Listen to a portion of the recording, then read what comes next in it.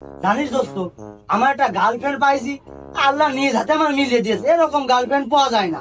আর আমি যা কই তাই শুনি, আল্লাহকে একটা, আর সেটাই আমার কপালে পড়েছে। দেখ দোস্ত সুজন, গার্লফ্রেন্ড নিয়ে কোনো কথা কবি না। গার্লফ্রেন্ড যদি হয় তে আমার এক কান, লাকে না কোটিতে এক কান, যা কই তাই শুনি। তোরা গার্লফ্রেন্ড নিয়ে তো অহংকার করিস না মাসের দোস্ত। গার্লফ্রেন্ডের প্রশংসা যদি করতে হয় তাহলে আমার দ্বারই করা যায়, কারণ আমার গার্লফ্রেন্ডের প্রশংসা যদি শুরু করি, সকালটা শুরু করবো, রাত পয়ে যাবে, তা শেষ হবে না। ওরে আল্লাহ, মরিছি। দেখা দিন তোর গার্লফ্রেন্ডের, দেখা দিনি।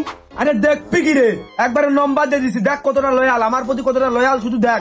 নম্বর নে, অন্য নম্বরতে ফোন দিয়ে দেখ, তোর সাথে কথাই কবে না, দেখ না নম্বর তোর। Hello, hello.